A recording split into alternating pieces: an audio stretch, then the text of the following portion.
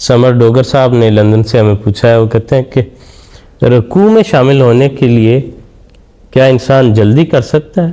یہ دیکھا گیا کہ رکوع میں امام جانے والا ہے یا چلا گیا ہے تو بعض لوگ دوڑ کے شامل ہوتے ہیں، اس بارے میں کیا حکم ہے؟ نماز کے لیے حضور صلی اللہ علیہ وسلم کا ارشاد ہے کہ جب نماز کے لیے آؤ تو تم پر سکینت ہونی چاہیے، علیکم بالسکینہ، کہ تم سکینت اور اطمینان کے ساتھ آؤ. اور سکینت اور اطمینان سے مراد وہ ہے ہر شخص جس چال سے وہ چلتا ہے اس طرح وہ نماز کے لیے وہ آئے گا. اگر کوئی تیز چلتا ہے تو تیز آتا ہے، اگر کوئی آہستہ چلتا ہے تو آہستہ. لیکن نماز کو دیکھ کے اپنی چال کو تیز کر لینا یا دوڑ لگا دینا یہ منع ہے.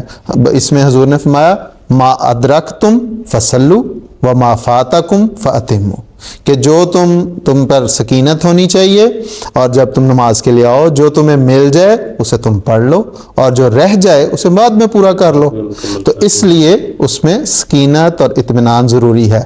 ایک حدیث میں ایک واقعہ بڑا خوبصورت ملتا ہے کہ ایک صحابی آئے تو انہوں نے دیکھا کہ حضور صلی اللہ علیہ وسلم رکوع میں چلے گئے ہیں، تو انہوں نے وہ پچھلی صف میں ہی آخری صف میں رکوع میں وہ شامل ہو گئے، اور اسی کیفیت میں وہ رکوع کی کیفیت میں صف تک پہنچے جو جہاں پر نمازیوں کی صف تھی. تو حضور صلی اللہ علیہ وسلم کو بعد میں علم ہوا تو حضور نے فرمایا زادک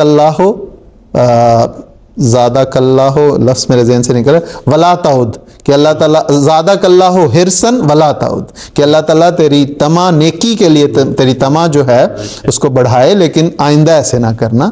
تو یہ بھی ایک اطمینان اور سکینت کی کیفیت ہے کہ آرام سے آئے اور وہ اس میں جتنی اسے مل جائے جگہ ہے وہاں پر آ کر آرام سے سکینت کے ساتھ اور وقار کے ساتھ جو ہے وہ وہاں پر آ کر شامل ہو جائیں. جی ٹھیک ہے، جی ٹھیک ہے، جزاک اللہ. ظہیر احمد خان صاحب